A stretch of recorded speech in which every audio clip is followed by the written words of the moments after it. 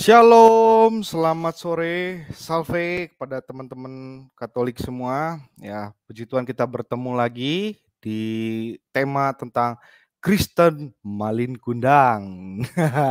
Nah, ini sebagai bentuk reaksi ya atau sekedar tanggapan kepada statement salah satu saudara kita, Bapak Ilyas Zulkifli, di dalam konten channelnya Tidak Biasa mengangkat topik tentang Maria sudah tidak perawan lagi setelah melahirkan Yesus Kristus, katanya demikian. Kemudian juga dibuktikan ya dengan presentasinya dia menggunakan literatur baik dari Alkitab ataupun dari luar, kemudian dari terjemahannya dia sendiri mengatakan bahwa oh ternyata Yesus Kristus punya saudara kandung loh, katanya begitu.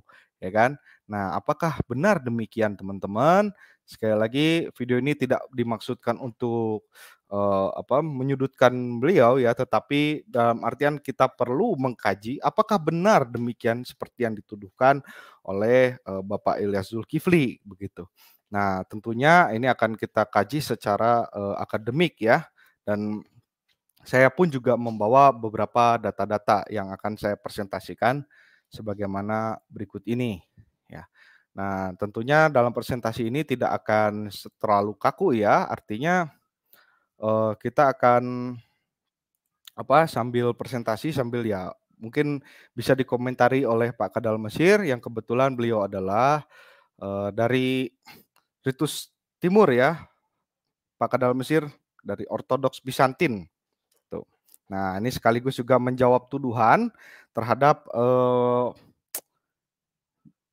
bahwa Alkitab yang dia gunakan itu menggunakan terjemahan dari Greek Orthodox Church gitu kan. Nah, apakah sudah tepat penggunaan kata-kata yang ada di dalamnya itu begitu. Nah, kita simak ini dulu ya teman-teman tentang Kristen Malin Kundang bersama berbagai pandangan channel saya dan Kadal Mesir, dan juga nanti ada teman-teman yang akan menyusul ya. Oke. Pertama ya, kita lihat di dalam kontennya Pak Ilyas Zulkifli ya berkaitan dengan morfologi Bunda Maria. Yang dia gunakan adalah literatur sebagai berikut teman-teman ya. Kalau kalian menyaksikan dari videonya, dia menggunakan buku Catena Aurea, kemudian Encyclopedia of the Bible, kemudian Dictionary of Theological Terms, MacArthur New Testament Commentary Matthew 1 until 7, kemudian Cornerstone Biblical Commentary dan The Greek New Testament. Nah, ini yang jadi dasarnya Pak Zul ya. Kemudian ayat yang dijadikan dalil oleh dia yaitu Matius 1 ayat 25, di mana di situ ada garis bawahnya kata Pak Zul, kata bersetubuh gitu kan. Nah, kalau kita baca gitu ya, Allah menyertai kita sesudah bangun dari tidurnya. Yusuf berbuat seperti yang diperintahkan malaikat Tuhan itu kepadanya. Ia mengambil Maria sebagai istrinya, tetapi tidak bersetubuh dengan dia sampai melahirkan anaknya. Nah, ini ada kata bersetubuh dan sampai. Nah, yang dia garis bawahi adalah kata bersetubuh. Dia artikan ke dalam, dia ambil dari kitab The Greek Bible, Yunani Byzantine text ya, yang dibaca yang ada garis bawah itu adalah eginosken gitu ya. Nah, menurut Pak Zul bahwa eginosken di sini itu adalah bermakna imperfect ya, artinya akan ada masa di mana keperawanannya Maria itu berhenti, intinya begitulah ya. Nah, kalau katanya perfect artinya baik sesudah melahirkan pun juga akan tetap seterusnya akan seperti itu gitu ya, tidak akan berhubungan begitu. Tapi ini maknanya imperfect saudara-saudara. Jadi wah ini agak cukup lumayan gitu ya apa yang dia sampaikan gitu. Nah, kemudian dia juga menyinggung tentang yang saya garis bawah di situ ya, dari itu yang sama gitu ya, sumbernya nih The Greek New Testament Text of the Greek Orthodox Church gitu ya, menggunakan kata prototokon. Jadi prototokon di sini yang dimaksud adalah anak sulung begitu, bukan anak tunggal gitu ya. Nah, itu dalam Matius 1 ayat 25, kelanjutan dari yang tadi ya. Kemudian dia juga menyimpulkan bahwa ini loh ya, bahwa Bunda Maria itu ya tidak perawan selamanya begitu. Karena bisa dilihat ya di dalam Injil Matius 12 ayat ke-46 gitu ya, ibunya dan saudara-saudaranya. Nah, saudara-saudara yang dimaksud adalah saudara kandungnya Yesus, ini menurut pengertian daripada Pak Zul. Kemudian Matius 13, ibunya bernama Maria dan saudara-saudaranya Yakobus, Yusuf, Simon, dan Yudas ya. Itu. Kemudian di Markus 3, ibu dan saudara-saudaranya ada di luar berusaha menemui engkau gitu kan. Nah, terus saja kemudian Lukas dari Yohanes juga itu dirasa memperkuat argumennya, menurut dia sih begitu. Ini kesimpulan yang dia ambil di episode pertamanya tentang morfologi Maria ya, kurang lebih begitu.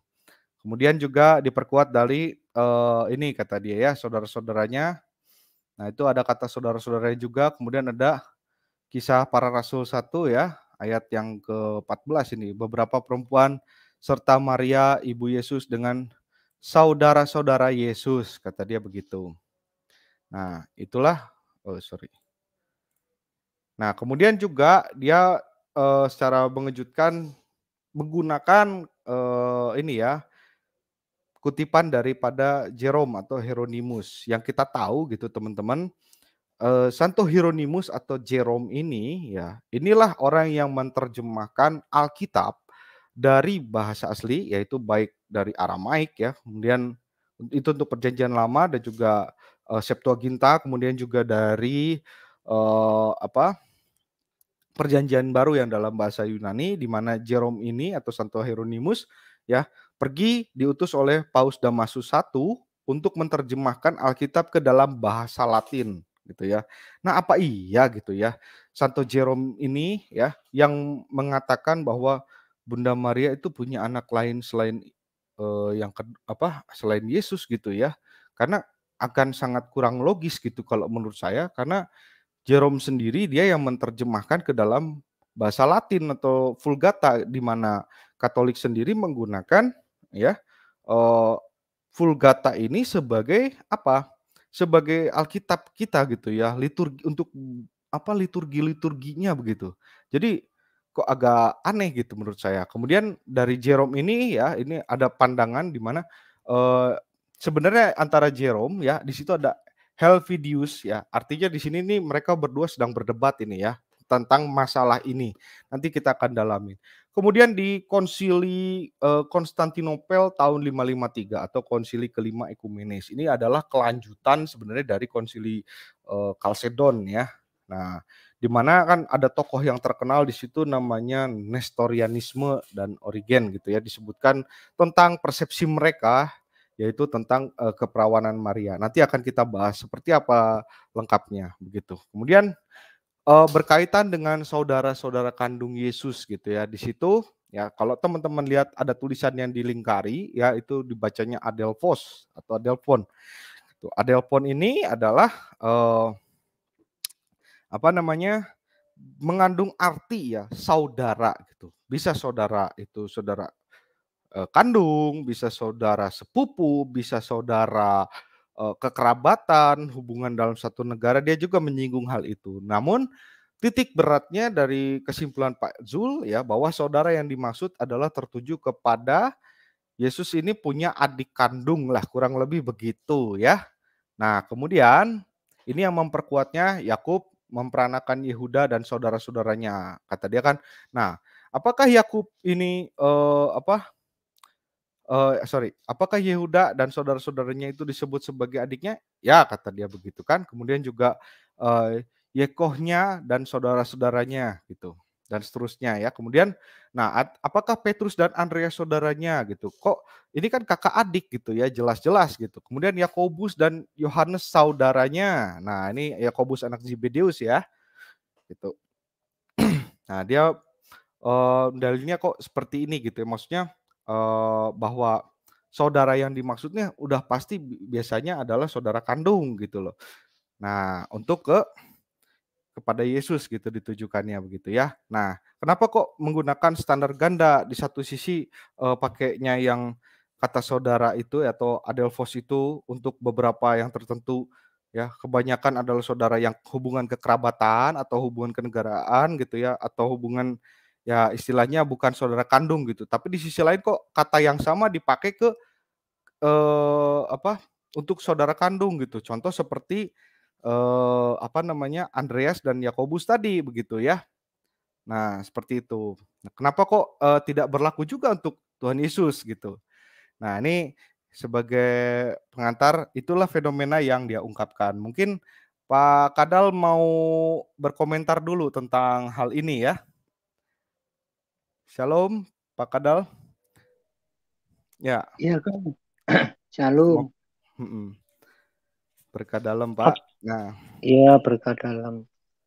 ada yang mau Apa dikomentari yang dulu dari, yang disampaikan Pak Zul ya beberapa hari yang lalu gitu berkaitan dengan, ini loh bukti-buktinya bahwa Yesus Kristus itu punya, hubungan kekerabatannya bukan sekedar kekerabatan biasa, tetapi memang punya saudara adik kandung begitu. Benarkah demikian, Pak Kadal? Apalagi Om Kadal saya tahu ya bahwa Om Kadal ini menganut, teologi dari timur begitu, yaitu dari Bizantium ya. Nah, bagaimana ini menanggapinya? Katanya, ini dia ambil dari Byzantine text loh Pak Kadal. ya saya bilang apa ya? Kalau dia memang benar-benar memahami pemikiran orang Bizantin Timur, Ya. jangan hanya dilihat teksnya, tapi lihat pemikirannya gitu. Nah, Mhm. makanya saya berpesan kepada teman-teman Katolik gitu. Ikutilah channel-channel yang sudah berhierarki, yang pemahamannya itu berhierarki, yang terdiri dari ajaran para rasul. Jangan abad yang berikutnya. Saya tidak pernah menemukan, apalagi itu dari Bizantin, ini berbicara tentang rohani kemudian ditafsirkan secara jasmani. Ya Mhm. amburadul, Ya. gitu. Nggak bisa, gitu loh. Mhm. Nah, ya memang kadang-kadang dalam pemikiran kita itu orang menganggap dirinya pintar, gitu. Mhm. Terus berbuat begono begini hanya untuk kepentingan dirinya sendiri, Ya. tapi tidak bisa memberikan manfaatnya, gitu. Tapi kalau dalam gereja timur ya, gereja yang Mhm. sudah berhierarki, ini yang diberikan manfaatnya, Mhm. gitu. Makanya untuk teman-teman Katolik segera sadar, gitu. Jangan terpancing oleh licin-licinnya omongan orang itu pintar membolak-balikkan kata dari mulut manis yang berbisa. Mhm. Tidak ada satu ayat pun di Alkitab yang menyatakan Bunda Maria itu punya anak lagi Ya. setelah melahirkan Yesus. Hanya karena berdasarkan ayat-ayat itu. Ayat-ayat itu apa artinya? Itu maknanya makna rohani, bukan makna harafiah.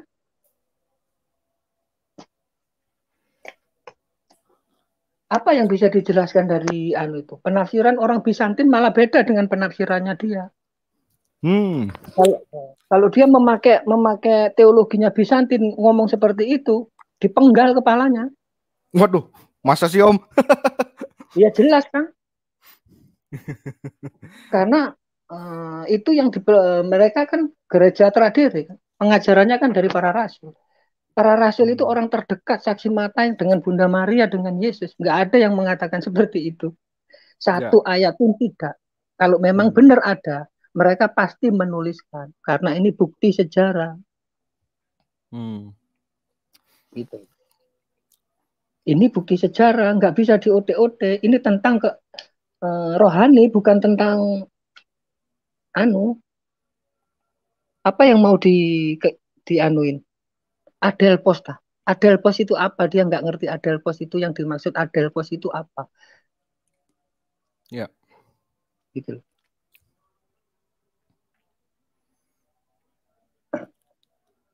Termasuk hubungan badan gitu. Bukan. Hmm. Adelpos itu ada hubungannya. Hmm. Gitu. Ini adalah kelahiran ilahi, bukan Ya. kelahiran jasmani. Firman itu berasal dari Bapa, dilahirkan secara gaib. Allah nggak kelihatan kan? Kan kita nggak memahami firman itu. Ya. bagaimana proses lahirnya, si anunya kan nggak kelihatan. Nah, dari kelahiran pertama yang tidak kita pahami, kemudian diceritakan ulang melalui rahimnya Bunda Maria, sehingga bisa terpahami. Yang dari lama inilah sebelumnya yang terjadi itu, sebelumnya ini firman ini sudah dilahirkan Allah, diutus turun ke dunia untuk mengambil rupa manusia, dan yang dipilih adalah Bunda Maria. Adelphos yang dimaksud itu, ini secara rohaninya adalah Adelphos untuk posisi Yesus itu loh, merujuk kepada keberadaan Yesus itu sendiri. Dan Yosef sudah menjaga ini. Sudah dilakukan dalam masa lampau. Masa lampau itu artinya dulu firman ini berada di dalam diri Allah, terus kemudian dilahirkan oleh Allah secara gaib, nggak terpahami kan oleh manusia. Nah, kemudian diulang lagi kelahirannya melalui Bunda Maria, supaya hal yang tidak terpahami, yang tidak tersingkapkan menjadi terpahami, tersingkapkan. Adelphos yang dimaksud ini oleh pandangan Gereja Timur, bukan yang dimaksud seperti yang dipahami oleh Zul. Nah, makanya aku bilang kan, kalau dia mensetarakan dengan pemikirannya orang Timur, dipenggal dia kepalanya, nggak berguna.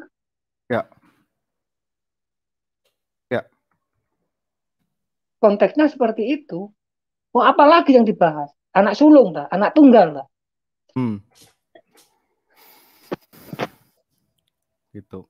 Oke, Om Kadal, sebentar. Saya mau sapa dulu, ada Pak Ivan. Shalom, selamat sore Pak Ivan. Berkah dalam, Pak Ivan. Shalom, selamat sore, berkah dalam.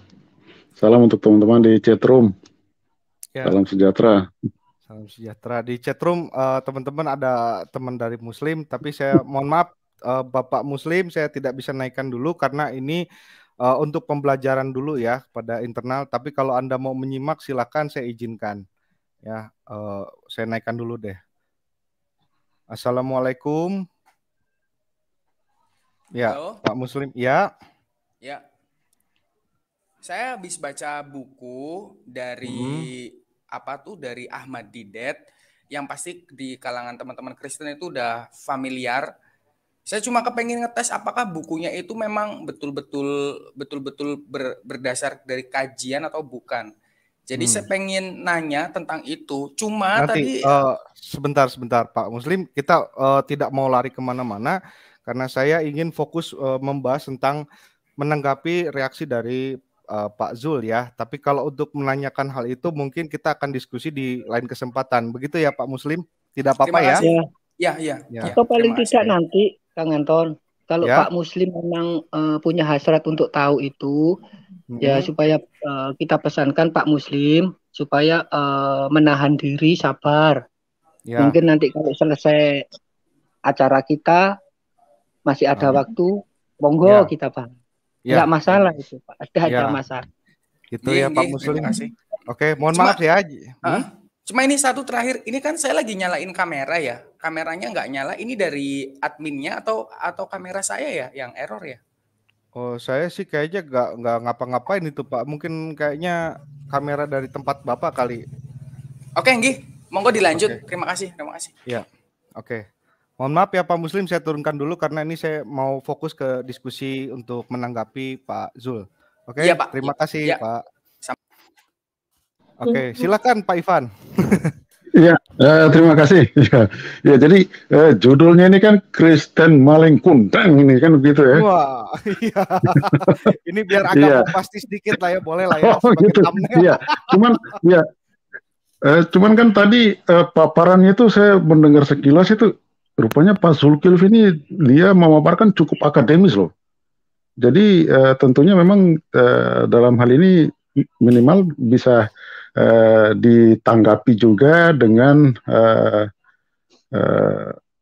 ya paparan yang akademis juga, sehingga benar-benar memperlihatkan bahwa apa yang dibangun atau apa yang dikonstruksikan oleh Pak Zulkifli ini ternyata keliru ataupun mungkin masih terlalu prematur ya. Nah itu saya harapkan mungkin nanti pembahasannya berbagi pandangan menuju ke arah situ. Artinya mau menunjuk bahwa posisinya Pak Zul tadi dalam menyampaikan, mengemukakan pendapatnya ataupun kajiannya yang secara akademik tadi itu ternyata tidak tepat.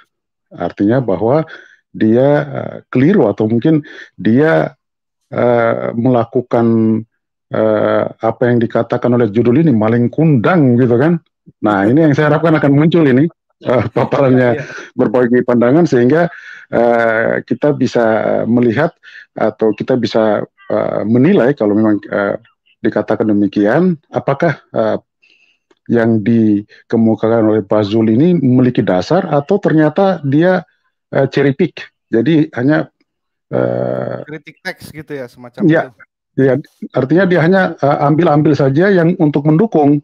Jadi terkesan dia melakukan eksegese, tetapi kalau bisa dibuktikan oleh berbagai pandangan, maka mungkin kita akan berkesimpulan bahwa ternyata dia melakukan eksegese. Artinya dia sudah punya ide, dia sudah punya tujuan sasaran, kemudian dia mencari ayat untuk mendukung tujuannya itu. Nah, itu kan berarti eksegese.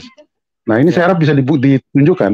Apalagi dia kan sempat singgung penggunaan kata saudara yang digunakan juga di tadi sempat disinggung-singgung itu. Nah, ini saya harap mungkin bisa kita perlihatkan juga bahwa dia sedang melakukan cherry picking ini. Artinya kutip-kutip ayat sesuai dengan yang dia mau untuk mendukung teorinya dia.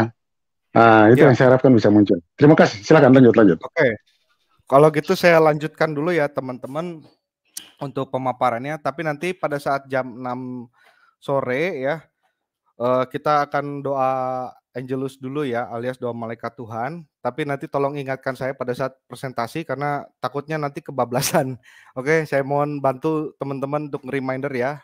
Kalau sudah jam 6, Pak Ivan nanti bisa tolong bantu saya, Pak. Oke. Siap, tinggal 5 menit lagi. Oh iya, siap. Ini 5 menit ya.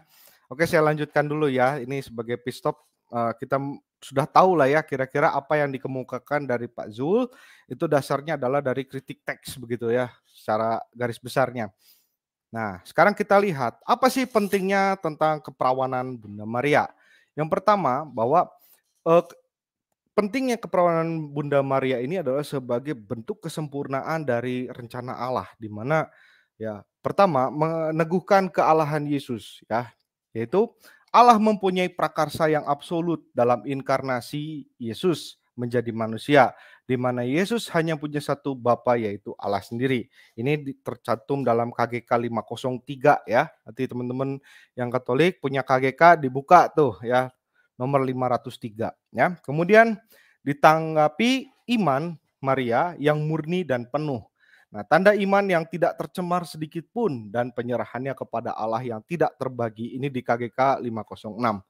Jadi kita lihat dalam sejarah gereja ada banyak para kudus yang memiliki cinta yang begitu besar kepada Allah ya. Nah, cinta yang begitu besar kepada Allah, saking besarnya begitu, seperti Bunda Maria ini ya, dia mempersembahkan dirinya seutuhnya gitu ya, demi perwujudan rencana keselamatan Allah yang salah satunya adalah Bunda Maria gitu kan. Nah, hal ini muncul dalam Santa Perawan Maria yang oleh orang pertama yang dipilih Allah untuk mewujudkan rencana keselamatan Allah dengan membawa Yesus Kristus putranya ke dunia.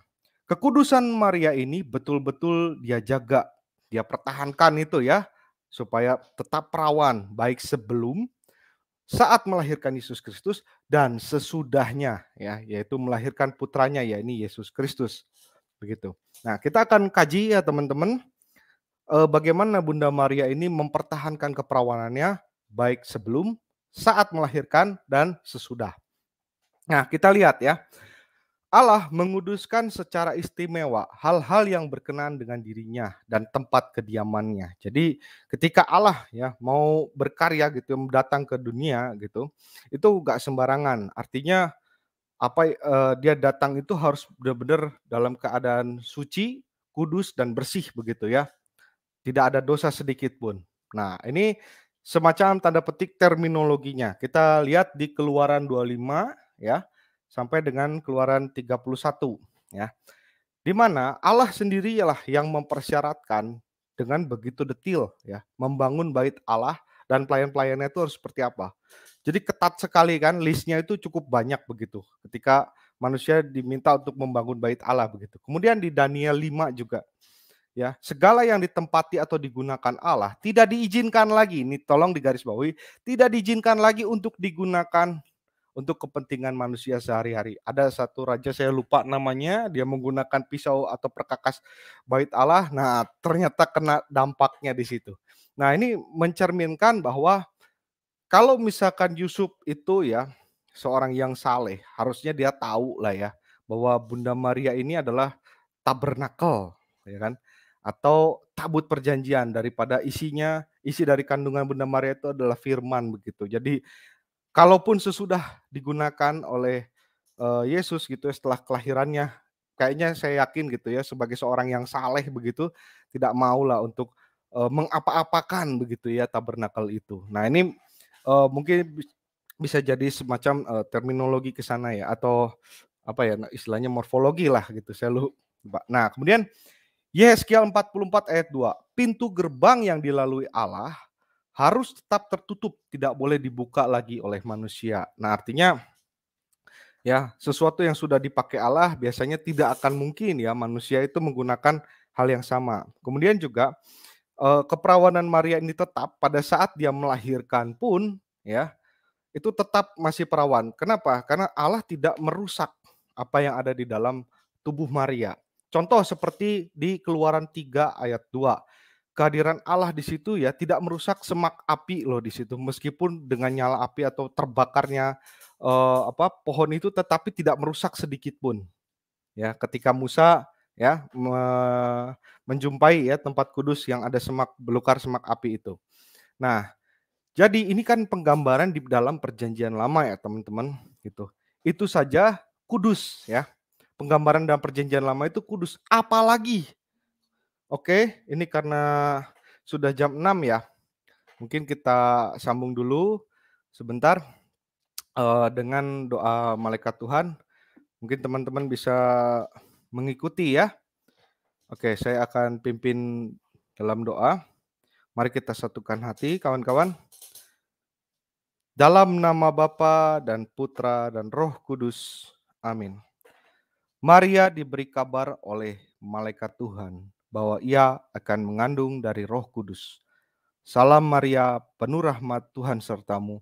Terpujilah engkau di antara wanita dan terpujilah buah tubuhmu Yesus. Santa Maria, Bunda Allah, doakanlah kami yang berdosa ini sekarang dan waktu kami mati. Amin. Aku ini hamba Tuhan, terjadilah padaku menurut perkataanmu. Salam Maria, penuh rahmat Tuhan sertamu. Terpujilah engkau di antara wanita dan terpujilah buah tubuhmu Yesus.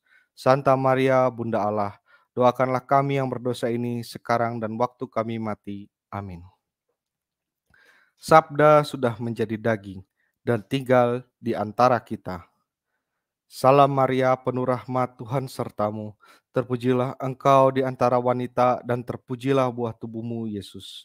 Santa Maria, Bunda Allah, doakanlah kami yang berdosa ini sekarang dan waktu kami mati. Amin. Doakanlah kami ya Santa Bunda Allah, supaya kami dapat menikmati janji Kristus.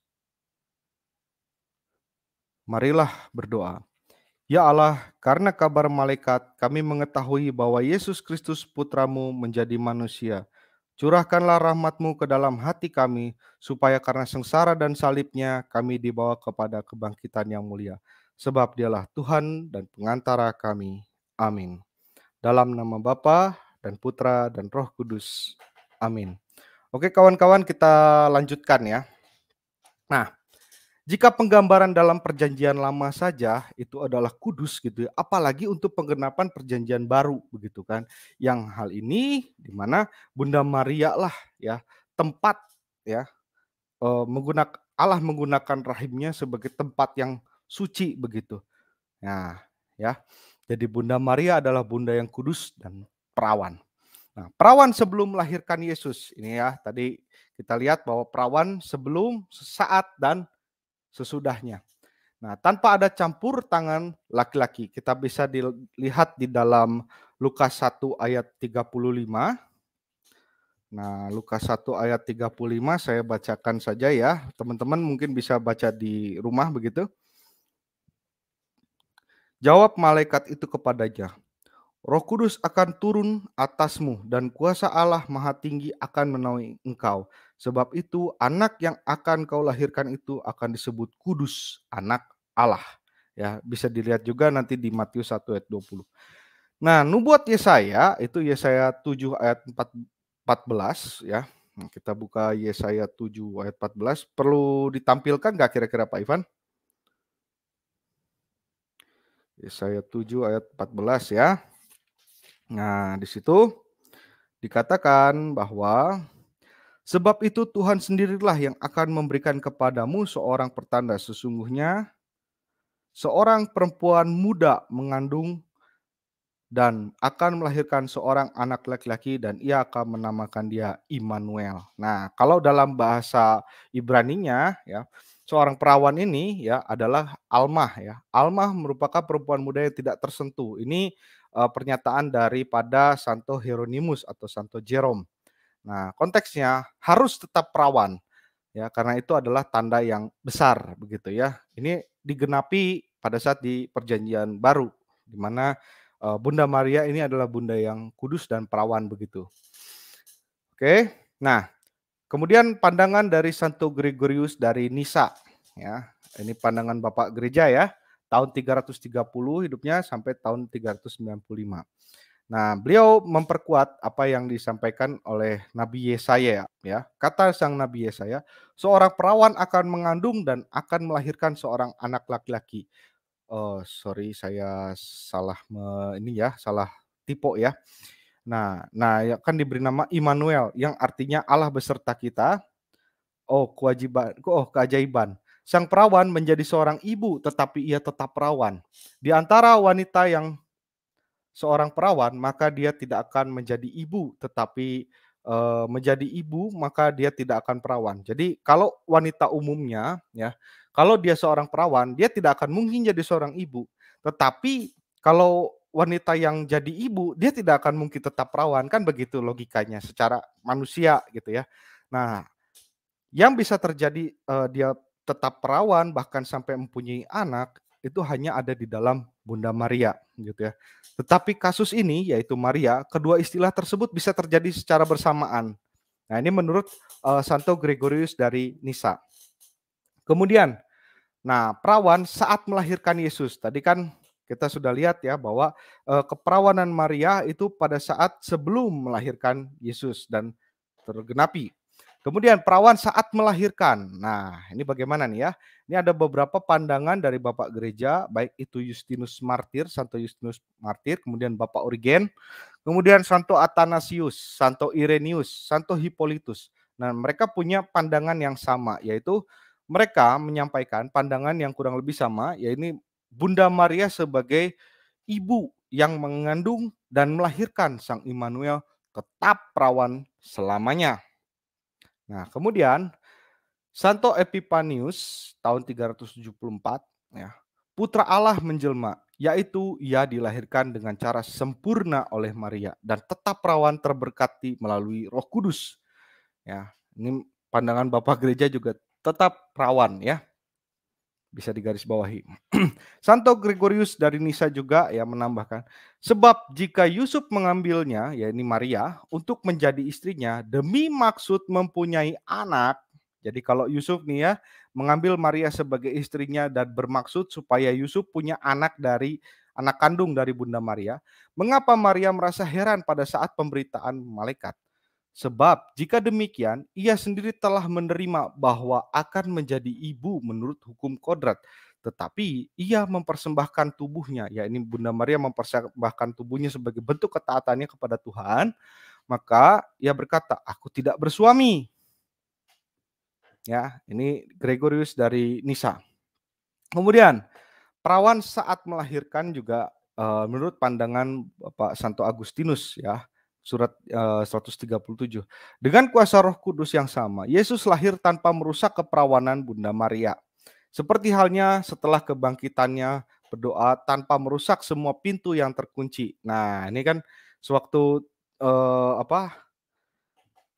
pintu yang terkunci tiba-tiba Yesus ada di tengah-tengah para murid kan, itu ada di Yohanes 20 ayat 26. Nanti teman-teman bisa baca ya. Jadi tidaklah mungkin gitu ya bahwa Allah itu ingin merusak gitu ya tubuhnya Maria begitu. Makanya itu tetap perawan gitu. Seperti halnya yang tadi ya, semak belukar begitu yang terbakar, tapi tidak merusak si semaknya itu. Nah, kemudian Santo Agustinus dalam Sermon 189 nomor 2 ya, adalah tidak mungkin bahwa ia yang datang untuk menyembuhkan korupsi. Di sini adalah kerusakan manusia akibat dosa gitu ya. Kan kita kan rusak, tapi tidak rusak total, tapi kita mengalami kerusakan gitu ya, yaitu jatuh ke dalam dosa. Maka merusak keutuhan daripada awal kedatangannya. Jadi nggak mungkin ketika Allah ingin berkarya itu ya melalui Bunda Maria itu tidak akan mungkin merusak gitu loh. Seperti itu.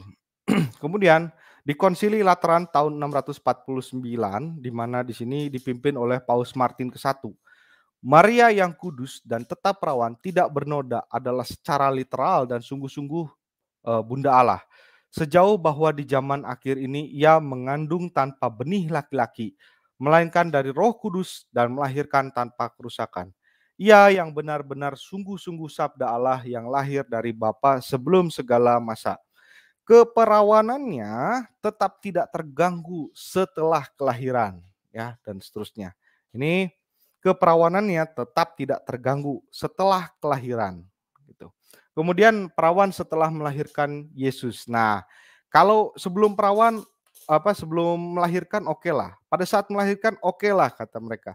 Tetapi gimana kalau pada saat setelah melahirkan? Apakah jaminan? Nah, ini kan yang dipertanyakan oleh Bapak Ilyas Zulkifli.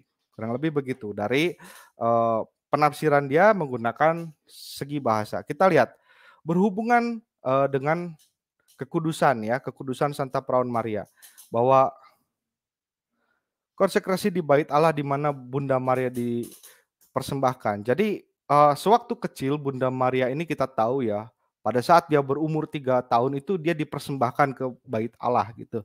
Nah, itu teman-teman bisa temukan dalam Proto Injil Yakobus begitu ya. Nah, kemudian apakah mempertahankan ya untuk tidak berhubungan badan itu diperbolehkan menurut Alkitab? Ya, kita lihat. Kalau untuk selibat itu bisa teman-teman temukan di dalam Bilangan 30 ya.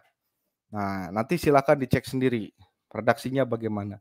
Kemudian dengan kekudusan Maria itu ya bagaimana hal itu mungkin bisa terjadi. Nah, ini juga termaktub dalam Lukas 1 ayat 34. Itu kan kata-katanya Bunda Maria, bagaimana itu bisa terjadi gitu.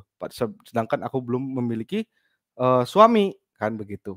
Nah, kemudian kita lihat ya kekudusan pada Santo Yosef. Tadi berkaitan dengan Maria. Nah, ini Santo Yosefnya apakah dia orang yang ingin macam-macam kepada Bunda Maria sampai ingin mempunyai anak dari Bunda Maria? Nah, kita lihat ada kata ia tanda petik tulus hati ya.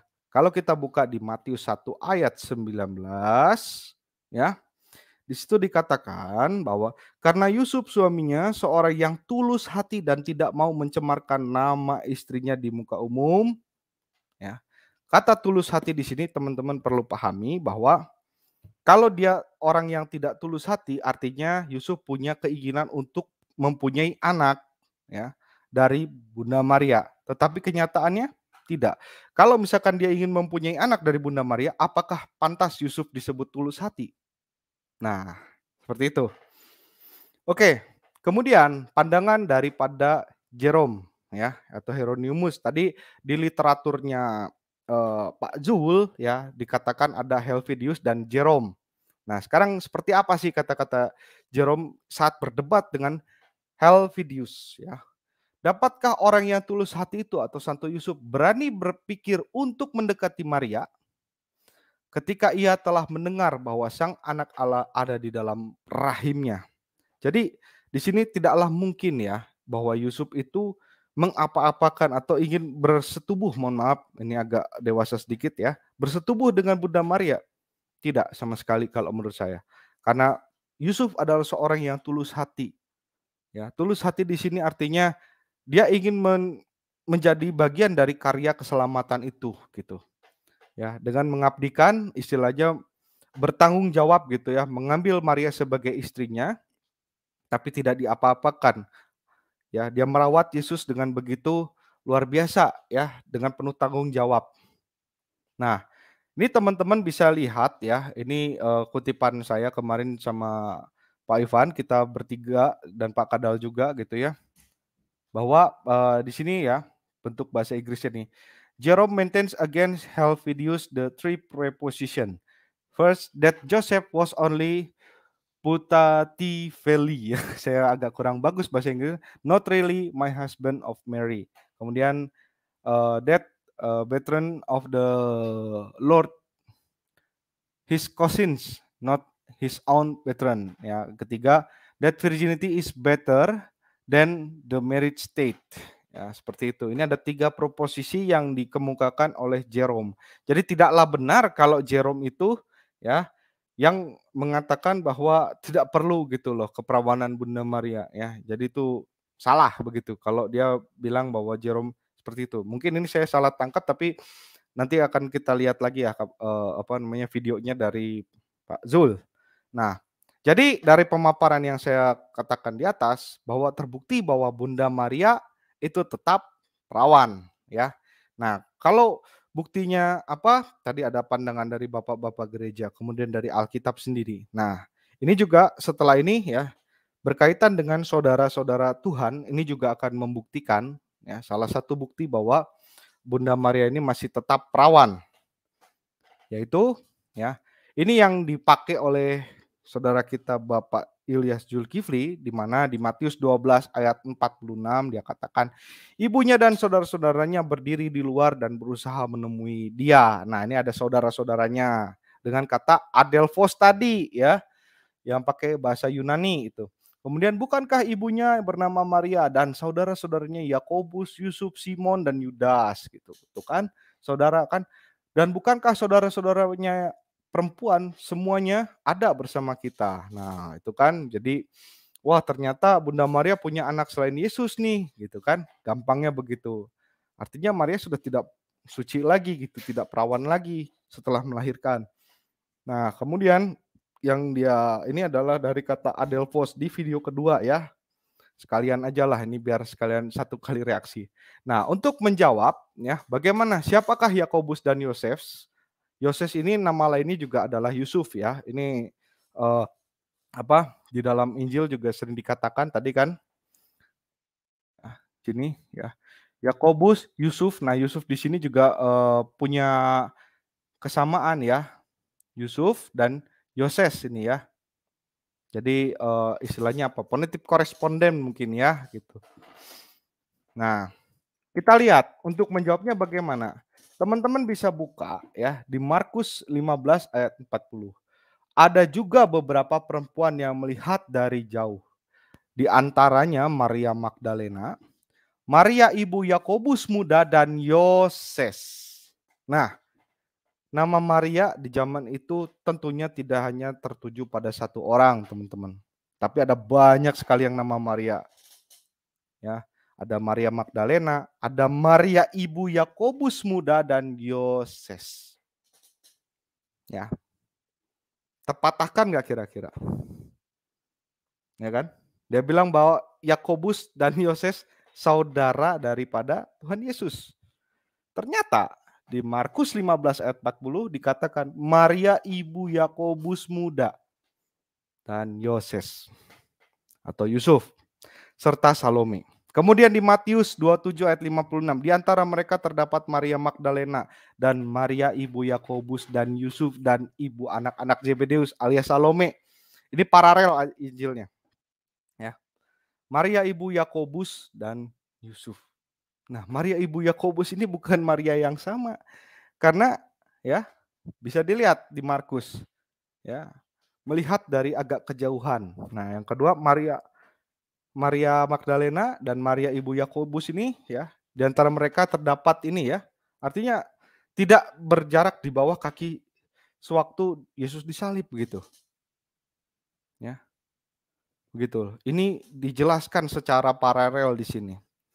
Kemudian untuk Yudas, bagaimana dengan Yudas? Kita baca dari surat Yudas 1 ayat 1. Dari Yudas, hamba Yesus Kristus dan saudara Yakobus, kepada mereka yang terpanggil, yang dikasihi dalam Allah Bapa dan dipelihara untuk Yesus Kristus. Ya. Yudas ini ya masih saudaraan dengan Yakobus. Berarti ya masih ada hubungan kekerabatan dengan Yakobus. Kemudian Simon. Nah, Simon ini ya menurut catatan Hegesippus, ya Hegesippus ini adalah seorang sejarawan, ya. Simon atau Simeon adalah saudara sepupunya Yesus. Nah, kalau kita lihat di catatan Eusebius, Historia Ecclesias 3 ya, buku ketiga, chapter 11 halaman 1-2 ya. Setelah kematian Yakobus sebagai martir, para rasul dan murid Tuhan berkumpul untuk menentukan siapa yang layak menggantikan Yakobus. Yakobus di sini adalah Yakobus uskupnya Yerusalem ya. Mereka sepakat mengangkat Simeon, anak Klopas, menepati tahta keuskupannya. Ia adalah saudara sepupu sang penyelamat. Jelas di situ bahwa Simon ini adalah saudara sepupu. Nah, artinya keempat saudara-saudara Tuhan Yesus tadi jelas bahwa dikatakan mereka ini punya hubungan kekerabatan, bukan adik-adiknya Yesus. Begitu. Sebab Hegesippus juga mencatat bahwa Klopas adalah saudaranya Santo Yusuf, alias nah bisa jadi kakak adik. Nah, apakah iya jadi punya satu Yesus istilahnya berbagi rahim ibu dengan keempat orang ini? Nah, sebelum ke kesimpulan ya, saya mau ini lagi diskusi lagi sama Pak Ipan dan Pak Kadal. Bagaimana? Silakan Pak. Siap. Iya, saya mungkin tertarik dengan slide yang pertama sekali. Itu di situ Daniel 5 dengan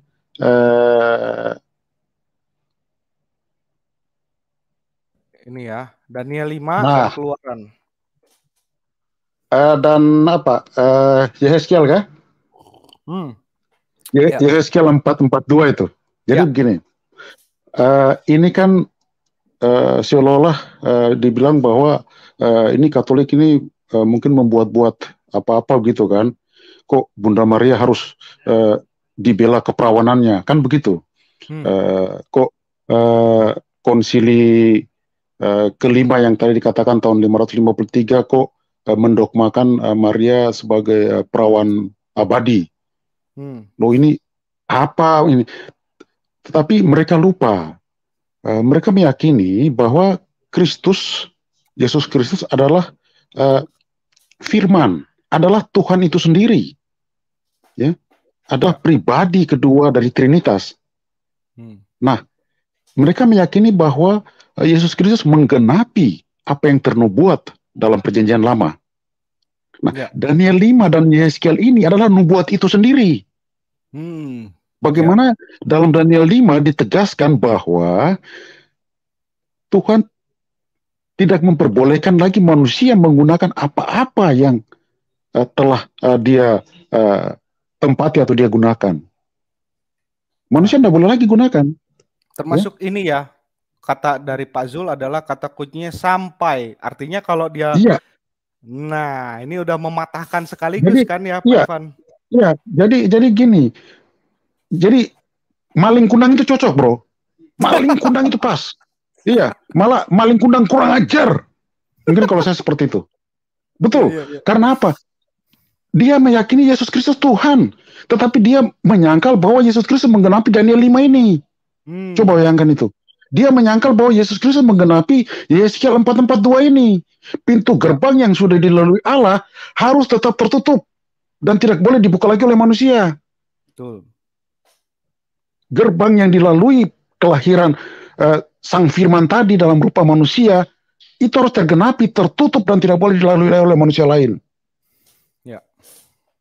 Alat apa yang sudah digunakan, rahim yang sudah digunakan, Sang Firman yang adalah pribadi kedua dari Trinitas yang dia sembah, otomatis berarti rahim itu tidak boleh lagi digunakan oleh manusia sehari-hari. Ini Daniel 5. Itu nubuatnya. Dan dia menyangkal bahwa nubuat ini harus terpenuhi. Coba bayangkan. Jadi bagi saudara yang lain, saudara Kristen yang lainnya, saudara Protestan, cobalah kalian melihat penggenapan nubuat ini. Jangan kalian memandang Katolik ataupun gereja apostolik membuat sesuatu apapun juga. Pandanglah saja nubuat ini. Lihatlah nubuat ini. Apakah nubuat ini terpenuhi atau tidak? Betul. Kalau kalian mengatakan bahwa Bunda Maria tidak lagi perawan setelah melahirkan Yesus, artinya apa? Kamu sudah menyangkali iman kamu sendiri. Anda sudah mengatakan bahwa Yesus Kristus tidak memenuhi nubuat Daniel 5 dan Yeskiel ini. Ini kan kurang ajar. Maling kundang. Nah, kan gitu. Ini perlu ditekankan.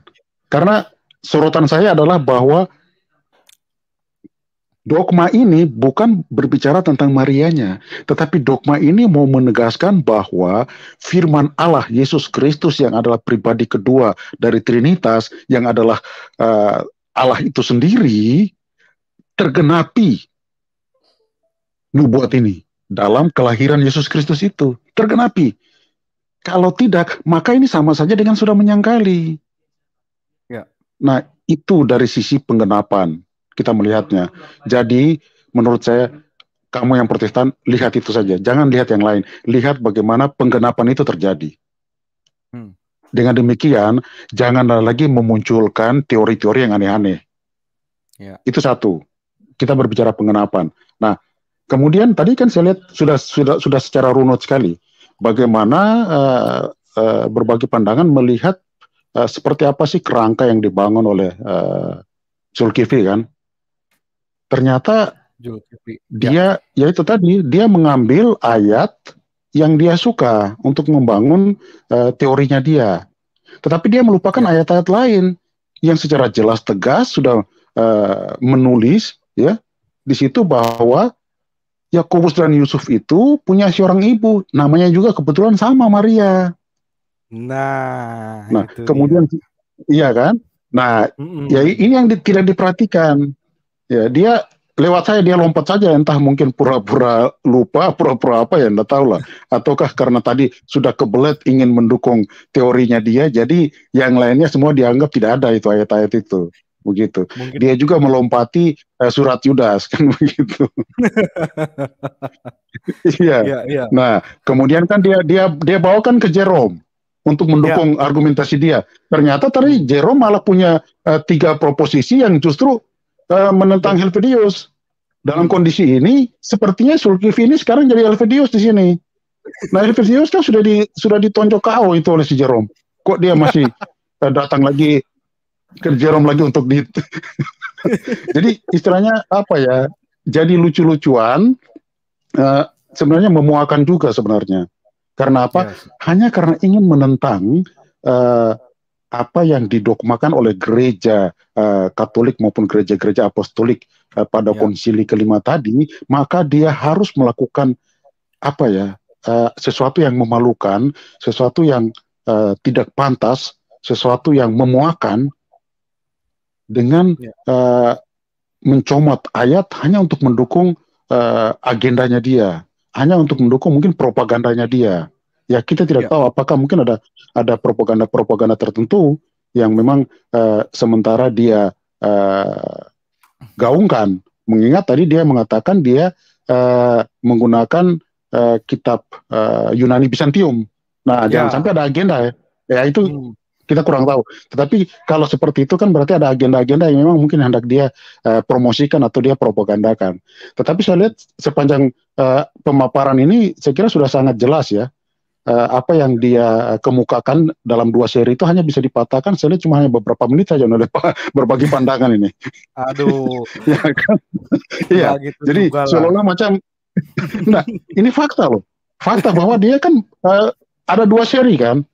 2 seri dengan mungkin waktu berjam-jam dengan kajian morfologi yang sangat luar biasa, tetapi dia lupa bahwa semuanya itu ada konteks. Kalau dia berbicara tentang Yakobus dan Yohanes, loh itu kita lihat lagi ayat-ayat yang lain. Mereka punya bapak nama Zebedeus. Jadi tanpa harus orang menerjemahkan apakah Aldovos itu artinya apapun juga orang langsung tahu bahwa oh iya bapak mereka Zebedeus, berarti ini pasti maksudnya saudara-saudara kandung, kan begitu. Atau mungkin dia merujuk kepada Kain dan Habel yang juga menggunakan kata saudara. Loh, itu ada cerita lain di dalam perjanjian lama itu yang mengisahkan bahwa Adam memperanak Kain dan Habel. Artinya apa? Ya. Orang tidak perlu lagi mengartikan saudara itu saudara apa, tetapi begitu tahu bahwa ada cerita dalam kitab yang sama, Kain dan Habel diperanakan oleh Adam dan Hawa ini, maka mereka akan tahu bahwa saudara ini maksudnya saudara kandung. Tidak perlu diterjemahkan, tidak perlu ditafsir. Betul. Gitu. Atau kisah-kisah yang lain, misalnya Abraham dan Lot. Itu sudah ada ceritanya, sehingga begitu dikatakan saudara, orang udah bingung. Karena orang tahu bahwa oh saudara yang dimaksudkan ini lebih tepatnya kemenakan. Karena apa? Sudah diceritakan, ada kisahnya di dalam situ. Atau Ada mungkin katakan Laban dan Yakub yang menggunakan kata saudara juga. Orang tidak akan bingung mau bertanya saudara apa, karena memang ada kisahnya bahwa ternyata ada hubungan om dan kemenakan misalnya. Itu jelas. Nah, persoalannya sekarang kalau menggunakan itu sebagai argumentasinya dia, kemudian dia membawa kepada Markus tentang saudara-saudara Yesus Kristus itu. Nah, mengapa dia tidak berpikir bahwa menggunakan arti yang lain? Kenapa dia harus memaksakan bahwa itu harus saudara kandung? Betul. Nah, ternyata setelah ditunjukkan ayat yang lain, Yakobus dan Yusuf atau Yakobus dan Yoses ini memang punya ibu. Namanya juga Maria. Nah, jangan-jangan dia mulai menghayal lagi nih, halusinasi kan, bahwa karena Maria sama, langsung dia mulai klaim ini, bahwa ini pasti nih. Nah, jadi saya khawatir pada waktu dia membuat 2 serial ini, mungkin dia dalam sedikit, ya itu tadi, ada dalam keadaan inilah, atau apa, ada sedikit nuansa-nuansa halu lah. Sementara kita aja dulu, Pak. Lanjut. Baik, terima kasih Pak Ivan, luar biasa ya. Oke, mungkin ke Pak Kadal Mesir. Nah, ini saya mau tambahkan sedikit Pak Kadal. Katanya ya, Sinaksarion itu tidak valid katanya. Mengingat sudah pernah direvisi itu sama Raja Basil. Itu benar nggak sih Pak Kadal? Silakan Om. Aku jadi tertawa, Kang. Nah, inilah mulut-mulut manis yang berbisa itu. Kalau memang benar iya, saya ini pegang. Ya. Bukunya yang berjudul itu kalau itu ya. Sinaksarion. Oh, apalagi Sinaksarion, Kang. Utama pelajari Sinaksarion. Aku punya 22 buku itu. Ya. Dalam buku yang berjudul Timeline Chart of the Western Church. Timeline Chart of the Western Church.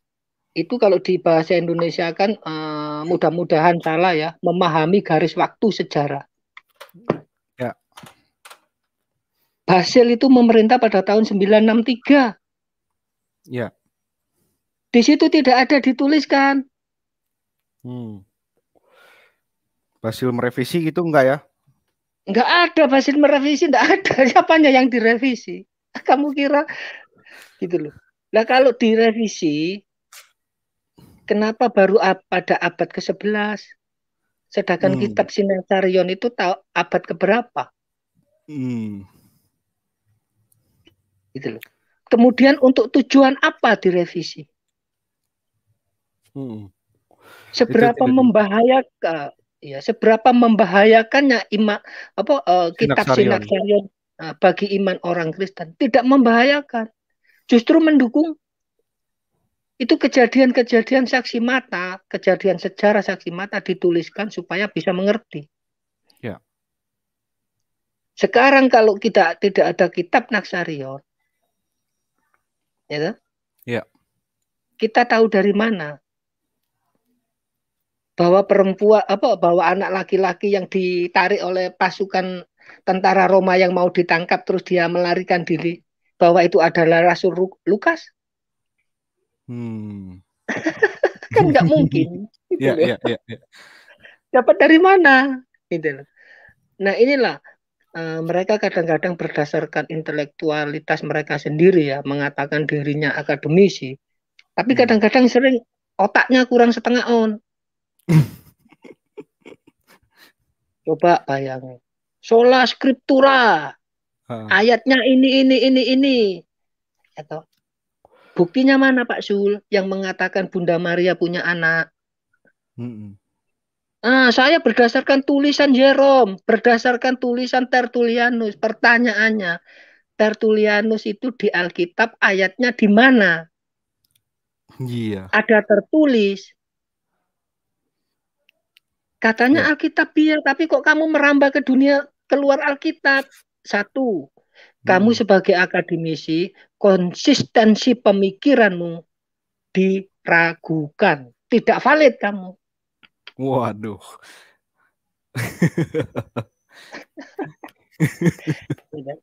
Kemudian kembali ke Simeon tadi kan. Ke Simeon. Teksnya kembalikan ke Simeon. Oh, sebentar. Oke, Simeon ya. Ya. Ya? Ini. Ya. Nah, katanya dia kan mengatakan Simeon kan saudara kandungnya Yesus. Benar nggak? Ya, betul. Coba bisa diperbesar nggak teman-teman Katolik biar bisa lihat. Oke. Tuh, kok ganti ini? Yang Simeon tadi loh. Ya, ini Simeon, Om. Ini. Ya.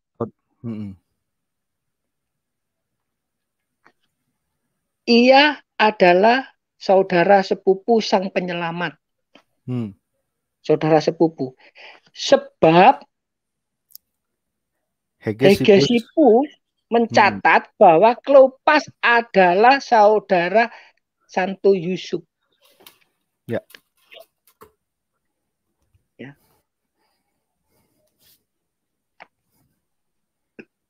Berarti ini kan saudara sepupu kan? Ya. Benar nggak? Betul.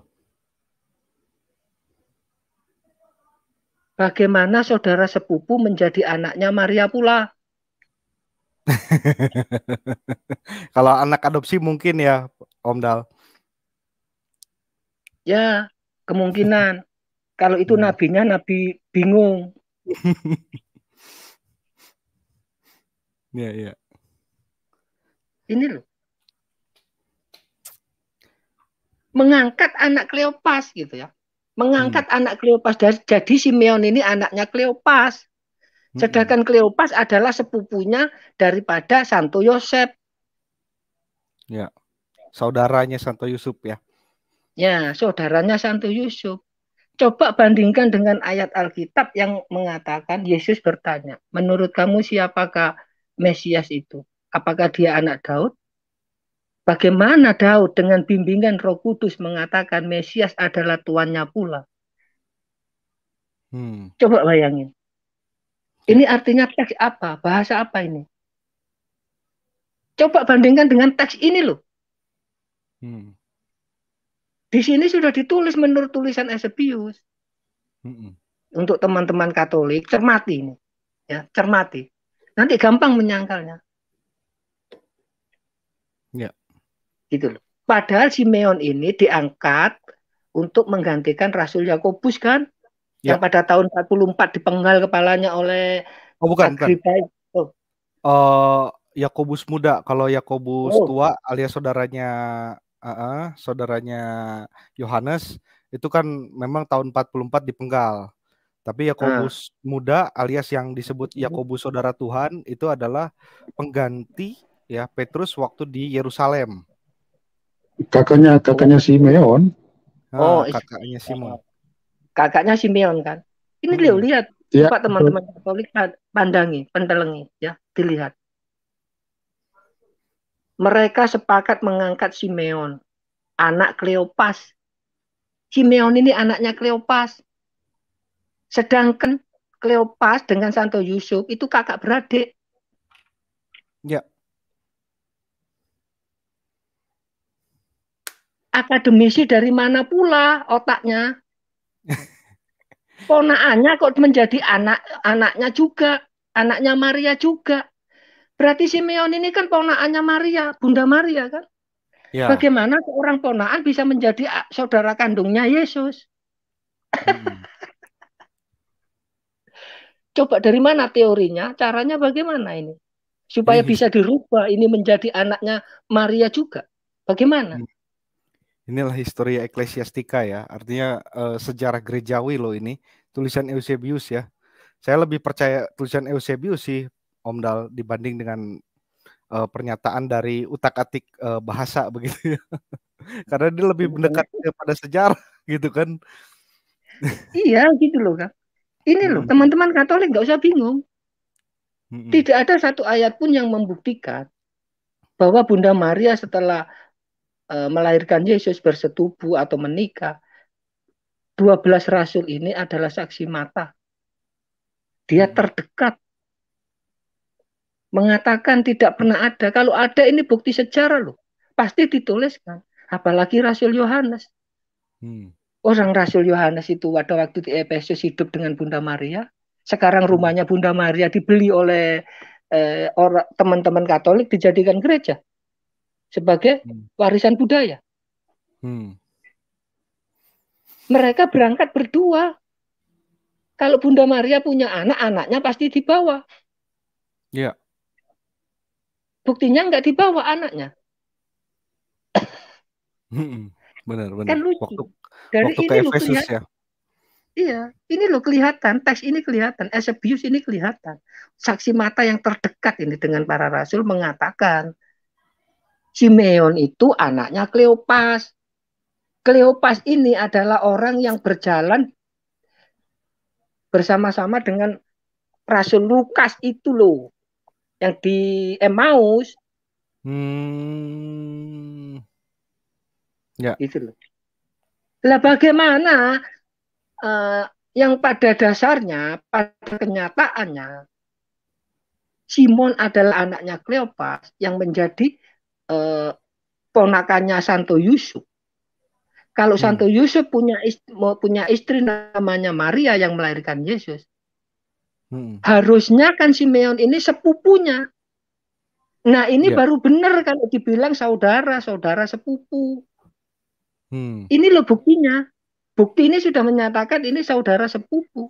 Bagaimana saudara sepupu menjadi anaknya Bunda Maria pula? Iya, anak kandung lagi ya. Anak kandung lagi. Kan lucu gitu loh kan. Gitu loh. Makanya hanya jangan demi sebuah konten Anda pertaruhkan akademisi Anda. Sudah nggak usah menjawab yang lain-lain. Ini loh sudah terbukti kamu gagal. Kamu kan Sul kan mengatakan Simeon kan anak kandungnya Bunda Maria kan, saudara kandungnya Yesus kan? Ya. Bener nggak? Betul. Anak kandungnya, saudara kandungnya saudara kandungnya Yesus. Berarti kan anak kandungnya Bunda Maria kan? Ya. Dari kesimpulan ininya dia ya, dari kesimpulan pemaparannya dia gitu. Bahwa keempat saudara-saudaranya Yesus ini adalah saudara kandung gitu. Jadi adik-adiknya lah, baik itu Yakobus, jadi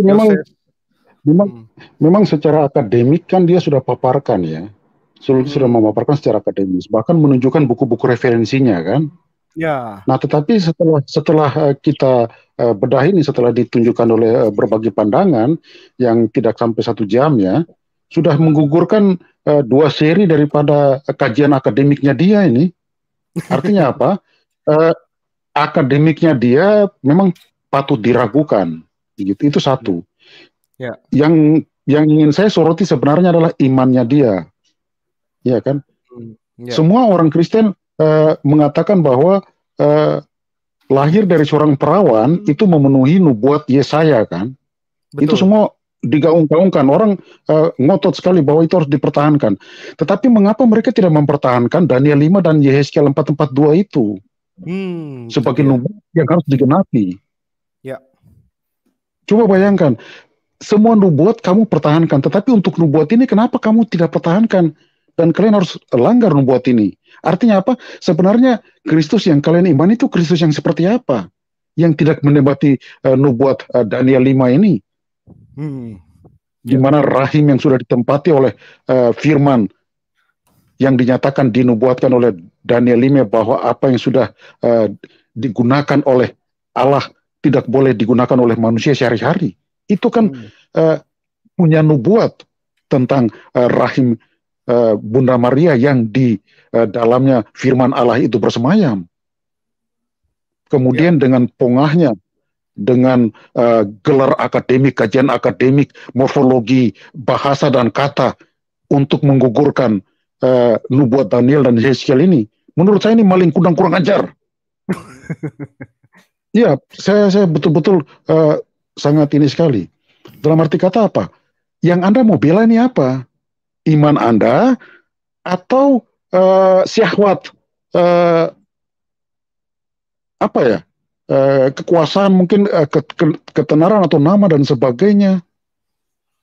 Apa yang Anda cari, Zul? Mengapa Anda tidak melihat ayat-ayat yang menubuatkan tentang keperawanan ini? Anda hanya melihat ayat tentang akan dilahirkan oleh seorang perawan di Yesaya. Tetapi Anda tidak melihat ayat lainnya yang merujuk bahwa perawan abadi itu sudah dinubuatkan dalam Daniel 5 tadi. Dalam Yeskiel 4:42 tadi. Pintu yang dilalui harus tertutup. Pintu yang dilalui oleh Allah harus tertutup. Tidak boleh lagi dilalui oleh siapapun juga. Ini nubuat. Dan itu harus digenapi oleh Kristus yang kita katakan sebagai juru selamat, sebagai Mesias Yesus Kristus, Tuhan dan juru selamat. Tetapi oleh syahwat akademik Anda ternyata harus menggadaikan iman Anda sendiri. Bahkan kajian akademis Anda pun juga berantakan. Dan sepakat tadi oleh Pak Kadal Mersir. Iya, akademis seperti apa mengkaji demikian? Terkesan seolah-olah menampilkan referensi-referensi, menggunakan morfologi dan sebagainya, kemudian kajian-kajian, sehingga begitu sepintas lalu didengar, oh ini bagus sekali memang, oh ini akademis sekali. Ternyata setelah kita kuliti satu persatu, brengsek, kan begitu. Ya, ya kalau kita mengutip yang dibilang virtual iblis ya mungkin juga masuk kategori-kategori itu. Tapi pada intinya seperti tadi, artinya saudara-saudara kita yang lain ya, saudara Kristen Protestan yang lain, saudara-saudara yang lain yang mengimani Kristus sebagai Tuhan dan Juru Selamat, konsekuensi logis dari iman Anda itu, maka Anda pun harus mengimani bahwa Bunda Maria adalah perawan abadi. Kenapa? Ada 2 ayat yang harus tergenapi. Ya. Yang sudah tadi ditunjuk. Yeskiel 4:42, Daniel 5. Itu 2 ayat itu harus tergenapi. Jika kamu mengabaikan itu dan membuang 2 ayat itu, maka sama saja kalian tidak menggadaikan iman kalian sendiri. Jadi konsekuensi logis dari iman Anda yang meyakini bahwa Kristus adalah Tuhan dan Juru Selamat adalah pribadi kedua dari Tritunggal Maha Kudus, konsekuensi logisnya Anda harus menerima bahwa Bunda Maria adalah perawan abadi. Demikian, Bro. Oke, terima kasih. Nah itulah Pak Ivan. Belum nanti dia dibawa ke Wahyu 12. Malah kebingungan dia. Ke Wahyu 12 itu. Itu siapa dia? Gitu loh. Ini saya menjadi lucu. Makanya ya untuk teman-teman Katolik, kalian berbanggalah berada pada gereja hierarki. Gitu loh. Tidak ada semuanya yang lepas daripada sejarah. Gitu loh. Nah, kalau seperti ini kan ini iman-iman brengsek namanya gitu loh. Untuk kepentingannya sendiri tapi menyesatkan banyak orang. Banyak menyesatkan ini. Coba ini loh menurut catatan Eusebius bahwa Simeon itu adalah anaknya Kleopas. Kleopas ini sudah ditulis oleh Rasul Lukas pada waktu perjalanannya menuju Emmaus bersama-sama dengan dia. Cuman satu ditulis namanya itu adalah Kleopas, yang satu tidak disebutkan. Itu dia sendiri, Rasul Lukas sendiri. Gitu. Tanya sama Sul, akademisinya, pertanyakan, itu yang berjalan siapa? Dengan waktu perjalanan di Emmaus dengan Kleopas itu siapa satu orang itu? Di Alkitab ditulis? Tidak. Adanya di mana? Di Naksarion. Naksarion sudah digubah. Sudah direvisi katanya Om Kadal. Aduh. Gimana Sudah itu menurut direvisi. Gimana itu Kalau menurut kalau saya kalau saya menurut saya rupanya mungkin ada semacam konstruksi yang mau dibangun. Ada semacam mungkin kalau ini mungkin pendapat saya ya. Tapi sepertinya ada semacam konspirasi. Konspirasinya begini. Terlihat jelas bahwa mengutip Jerome ternyata salah kutip, ya kan? Kemudian mengklaim menuding Sinaksarion ada punya muatan politik kerajaan kekuasaan. Sepertinya ada konspirasi ataupun ada skenario yang mau dibangun untuk memangkas penggunaan material tradisi suci. Nah, itu kan. Jadi pada waktu dia memunculkan Jerome, ini kan terlihat bahwa seolah-olah dia mau menggunakan Jerome kan, dan Jerome mengatakan bla bla bla, meragukan kan begitu. Betul. Nah, artinya apa? Sebenarnya dia mau menghilangkan atau mau membatasi penggunaan tradisi suci dalam argumentasi untuk menentang dia kan begitu, ataupun mau menggunakan Sinaksarion untuk menyanggah kajian akademisnya yang prematur itu. Nah, ternyata setelah kita telusuri tadi, ternyata Jerome malah punya 3 proposisi yang menggulingkan Helvetius itu kan. Ya, nah, betul. Kemudian Sinaksarion kan sudah terbukti tadi oleh Pak Kadal Mesir. Nah, itu tadi. Jadi dikatakan sebagai kajian akademis juga sampai sekarang ini mungkin barangkali saya sudah katakan bukan akademis sebenarnya yang dia lakukan. Hanya terlihat seperti akademis karena menggunakan istilah-istilah dan terminologi dan rujukan-rujukan dan referensi. Tetapi ternyata isinya apa ya? Itu tadi maling kundang. Ya kan begitu. Ya, ini adalah pendapat-pendapat yang brengsek, Pak Ivan. Lebih brengsek lagi mengatakan Alkitab salah tulis. Gumon aku sampean. Kita kok salah tulis. Aduh. Bingung aku. Ada kemungkinan masih salah tulis. Orang Basil itu loh masih mengatakan memerintahkan, gitu. Masih memerintahkan. Kok sudah dianggap suatu hal yang benar? Buktikan dulu dong, baru kamu bisa berkata. Wong perintahnya belum dilaksanakan kok. Sudah buang ke Zoom, ke khalayak banyak, ke media sosial. Gitu. Saya tidak pernah mendapati. Kalau memang Sul punya bukti bukunya Sinaksarion telah dipalsukan, suruh nunjukkan dia di depan saya. Jari saya ini loh tinggal klik M-Banking 10 juta pindah ke rekeningnya Sul. Langsung dikasih sayembara nih sama Om Kadal nih, menarik nih. Mudah-mudahan langsung ditanggapi Pak Zul ya. Suruh buktikan bukunya. Mana revisiannya? Dalam hal apa direvisi? Untuk kepentingan apa direvisi? Perintah itu dilaksanakan tidak? Direvisinya tahun berapa? Di mana tempatnya? Siapa yang merevisi? Kasih tahu saya. Ya. Gitu loh. Kasih tahu saya. Jempol saya ini lebih ajaib. Ya. Sekali tahu 12 digit, pindah 10 juta kok. Nah, ini Om Dal, ada apa namanya? Ada perkataan Pak Zul yang perlu kita ini ya. Beliau mengatakan bahwa tradisi itu bisa saja salah Bapak Ibu katanya gitu ya. Dan dia menyinggung tentang letak Gunung Sinai gitu yang katanya di dalam Galatia gitu ya kalau tidak salah. Bahwa adanya itu kenapa kok di Arab gitu loh, bukan di Mesir begitu. Nah, ternyata kan bisa saja salah ternyata. Seperti itu sih Pak Kadal. Bagaimana pandangannya Pak Kadal sama Ivan? Silakan. Ini tambah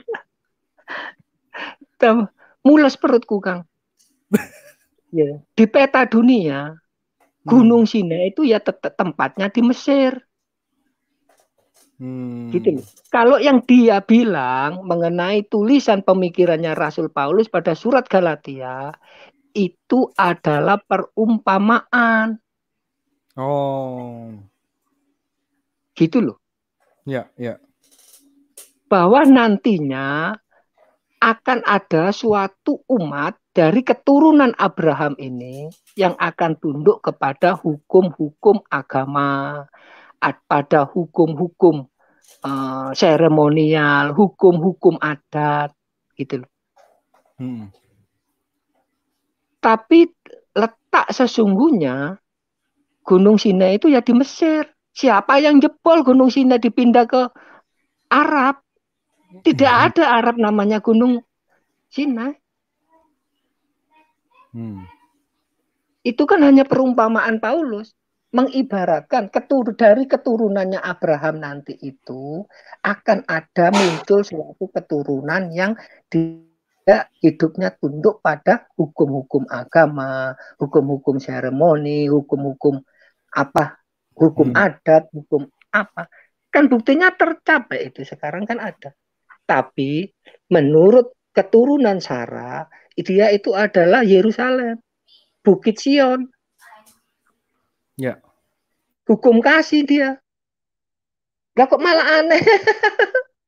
Gini kok mengatakan menyelidiki teks Bizantin. Pemikirannya aja sudah nggak sama. Kalau saya membaca teks Bizantin, kemudian saya mengartikan seperti yang dimaksudkan Jules, saya bisa dipenggalkan kepala saya. Nggak ada gunanya otakmu, kadang Mesir dipenggal aja.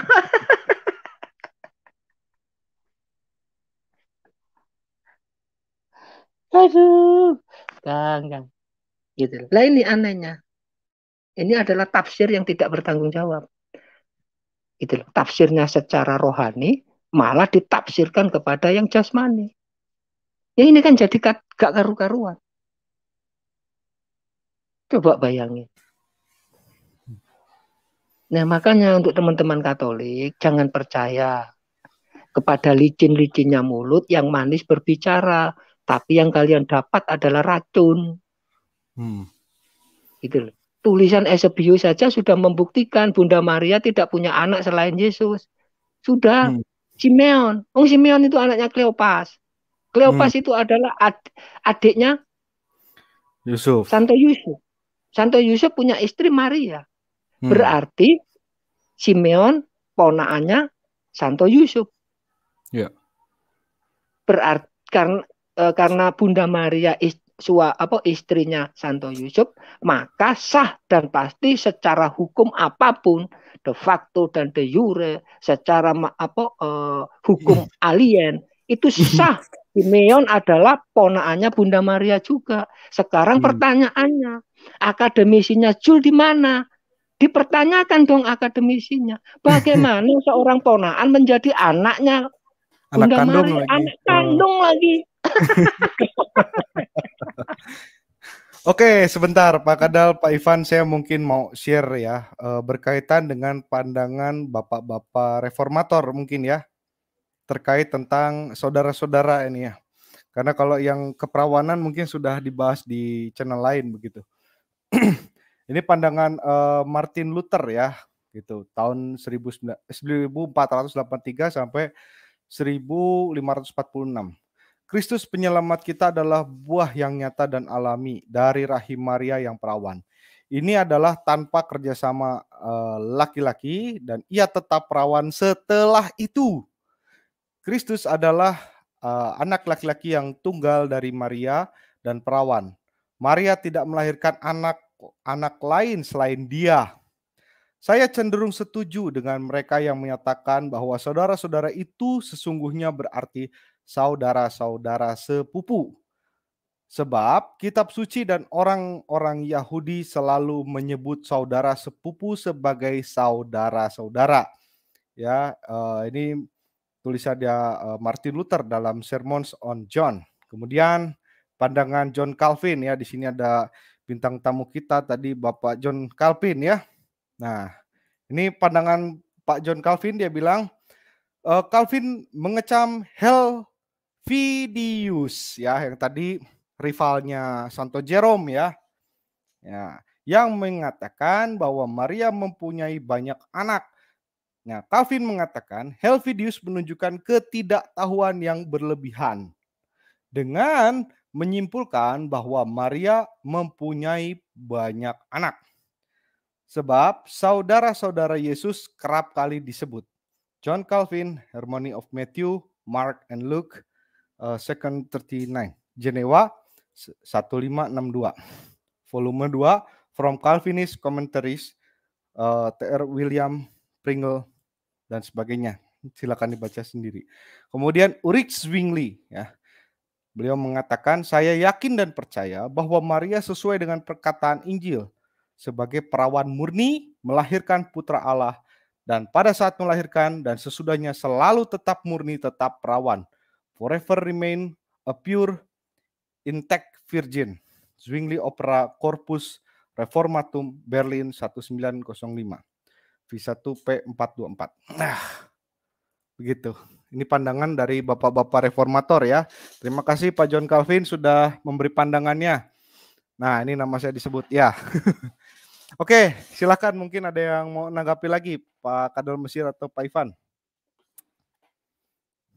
Sebelum saya ke kesimpulan ini, biar kita diskusinya tidak perlu lama-lama. Ya, jadi memang kita lihat juga para reformis ya, para reformator yang tadi sudah berpendapat ya, mengimani, artinya bahwa walaupun mereka berbeda pengajaran dengan gereja Katolik ya, tetapi mereka tetap masih memegang iman mereka dengan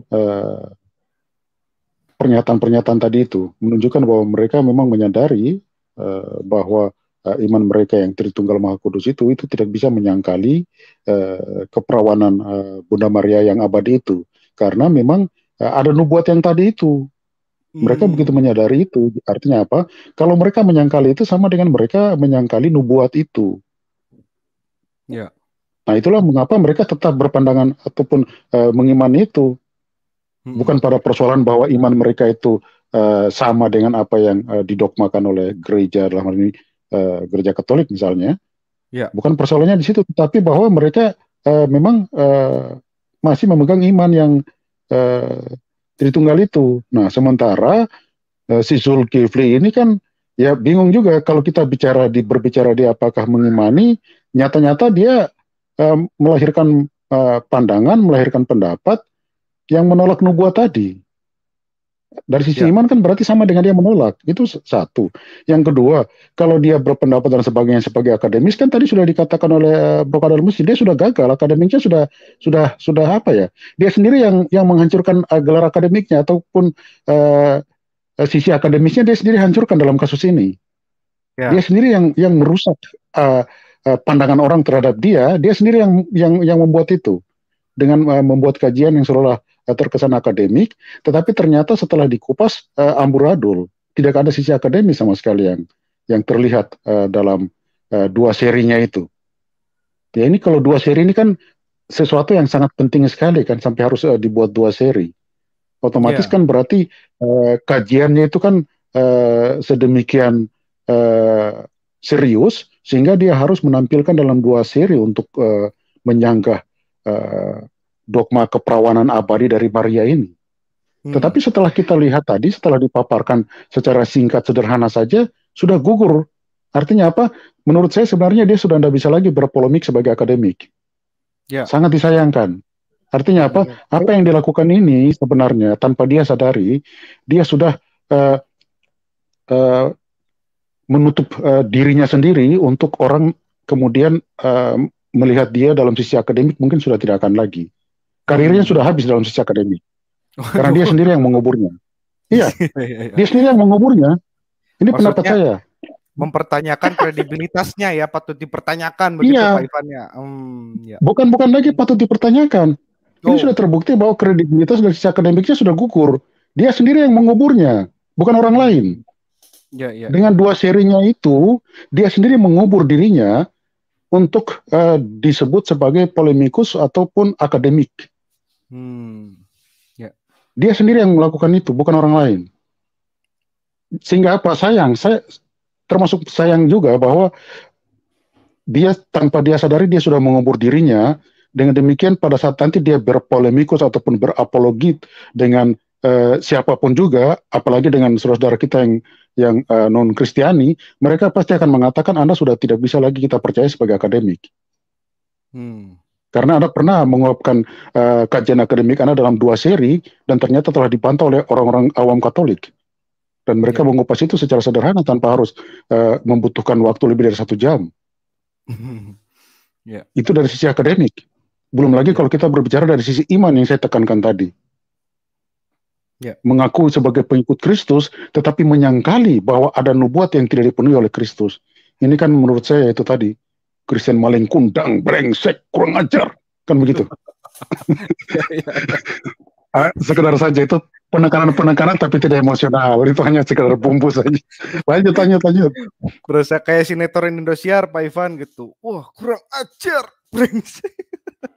Berasa kayak sinetron itu kata-kata penekanannya. Tapi ya terima kasih Pak Ivan, itu pandangan Pak Ivan. Luar biasa sekali. Mungkin sekaligus juga Pak Kadal Mesir ya. Silakan Pak Kadal untuk statement closingnya ya, supaya kita tidak perlu berlama-lama, karena setelah acara ini nanti jam 8 di Asayake Channel ya juga akan menampilkan suatu topik yang menarik gitu ya, berkaitan dengan kriminalitas ya, sekte sesat di Jamaika. Nah, seperti apa ya kira-kira kontennya, nanti kita simak sama-sama ke sana. Oke, silakan mungkin untuk Pak Kadal Mesir sekaligus closing statement sebelum saya memberikan kesimpulan. Silakan Pak. Ya, makasih Kang Anton. Ya, saya cuma berpesan aja kepada teman-teman Katolik, ya. Tetaplah kalian teguh beriman dalam kekatolikan Anda yang sudah hierarki. Yang tidak mungkin bisa diubah sedemikian gampang oleh setumpuk doktrinal akademisi yang tanda kutip ya. Yang tanda kutip. Sumber-sumber yang dia dapat ini sejauh mana bisa dipertanggungjawabkan. Dari segitu banyak penuturan yang dia sampaikan, bukunya Begono begini. Dengan satu tradisi yang ditulis Eusebius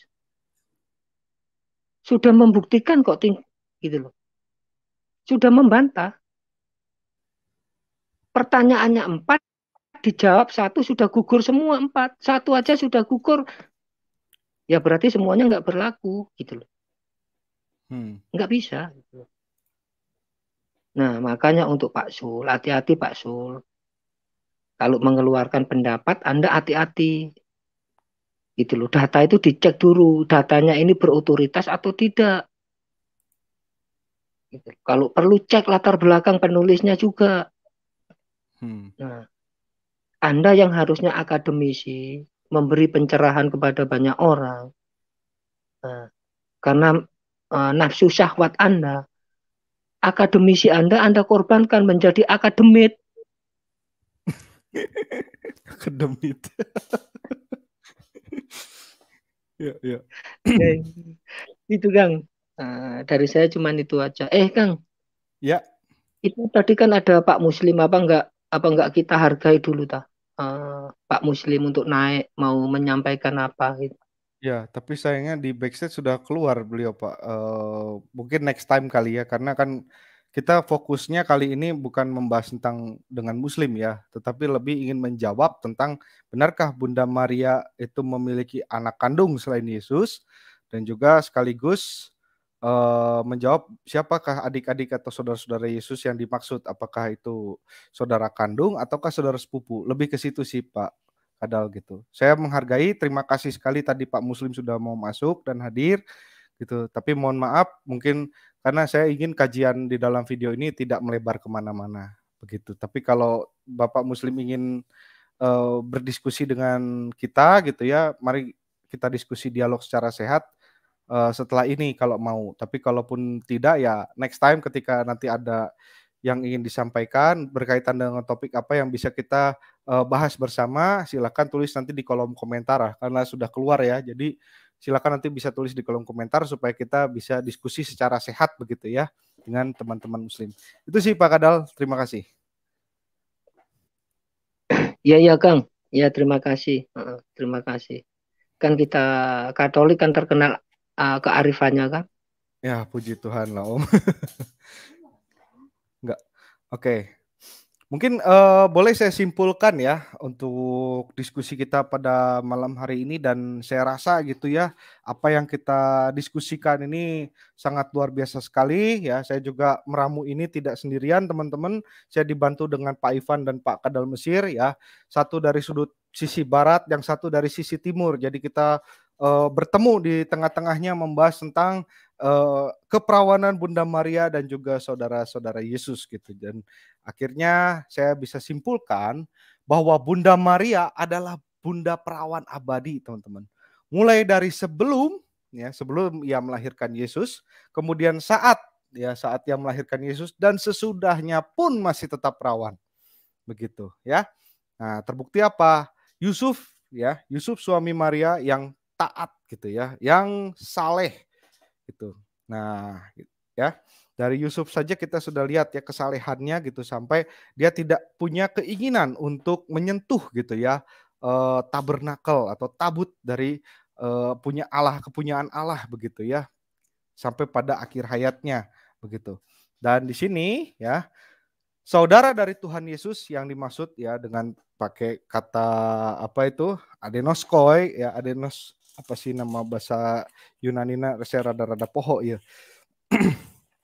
Adelphon. Nah, Adelphon ya. Adelphon yang dimaksud ini memang maknanya sangat luas. Jadi bapak-bapak gereja kemudian juga para pendiri-pendiri reformator pun mengatakan bahwa Adelphon yang dimaksud adalah saudara sepupu. Ya, artinya punya hubungan kekerabatan namun tidak secara biologis dari Maria begitu. Jadi sudah terpatahkan dengan menurut saya sudah cukup terpatahkan. Semoga ini bisa bermanfaat buat teman-teman semua. Ambil dari konten ini yang positifnya, buang yang negatifnya. Ada beberapa hal terakhir tentang pesan saya kepada Pak Zul ya, bahwa saya melihat ya bahwa Pak Ilyas Zulkifli ya, saya pun punya hubungan kedekatan secara pribadi ya dari WA dulu ya. Saya mengenal beliau gitu dengan secara pribadi kebetulan ya teman-teman, bahwa Pak Zul ini seorang yang saya nilai akademik ya. Dari kajian-kajian, dari konten-konten yang dia angkat itu literaturnya banyak yang bagus-bagus jujur ya. Saya tidak mau melihat dari sisi jeleknya, tetapi sisi baiknya begitu ya. Dari konten-konten sebelumnya itu luar biasa gitu. Saya salut, saya angkat topi sama dia. Nah, itu bukti hormat saya kepada Pak Zul gitu ya, bahwa banyak bacaan yang dia baca begitu ya, banyak literatur-literatur yang dia kuasai juga, termasuk menguasai dari segi bahasa pun ya, baik bahasa Yunani, bahasa Aramaik, saya pikir dia mampu dan mumpuni untuk hal itu ya. Nah, namun ya khusus untuk hal ini berkaitan dengan morfologi Bunda Maria dan juga saudara sepupu Yesus atau saudara Yesus ya, itu saya berbeda pendapat dengan dia. Kita berbeda pandangan, boleh-boleh saja kan ya. Nah, apabila Anda meragukan bapak-bapak gereja gitu ya, seperti yang Anda katakan, bapak-bapak gereja pun bisa salah gitu. Tapi saya lebih setuju, saya lebih percaya kepada bapak-bapak gereja, karena iman bapak-bapak gereja itu ya, itu adalah iman yang dia pertahankan di zaman itu gitu loh. Dengan darah, dengan segenap kemampuannya ya, dengan segenap kemampuan akademiknya juga gitu ya. Bukan karena hasil logika utak-atik bahasa begitu. Ya, saya terus terang agak sedikit kecewa, tetapi ya tidak masalah, ini sebagai bahan kajian. Dan saya jujur harus berterima kasih juga sama Pak Zul ya, bahwa dengan Bapak mengangkat topik ini gitu, membuat kita yang Katolik ini tergugah untuk membahas Alkitab. Jangan dikira kalau yang Katolik ini anti dengan Alkitab. Enggak, sama sekali. Justru Katolik ini ya sekarang sedang gencar-gencarnya belajar Kita tidak mau tampil duluan sebelum kita kuasai dulu. Itulah hebatnya saya dalam orang-orang umat Katolik begitu ya. Mereka siap untuk terjun tapi dibekali terlebih dahulu, tidak mau asal-asalan. Begitu loh. Yang penting sekedar viral, enggak. Itulah hebatnya orang-orang Katolik begitu. Nah, dari hasil logika yang Bapak simpulkan gitu ya, menurut terjemahan dalam bahasa, saya jujur agak kecewa dan kurang setuju ya, gitu loh. Kalau itu diartikan semacam itu, oke, kalau memang itu yang Bapak pegang, tidak masalah. Tapi semoga ini bisa menjadi pembelajaran buat kita bersama, gitu. Itu saja mungkin yang bisa saya sampaikan untuk Pak Zul ya. Semoga diskusi kita pada malam hari ini benar-benar bisa membuka cara pandang kita, dan jangan lupa teman-teman ya, nanti jam 8 malam hari ini ya, tanggal 25 Oktober di Asayake Channel. Oke, sekian dulu diskusi kita pada malam hari ini. Tuhan Yesus memberkati semua.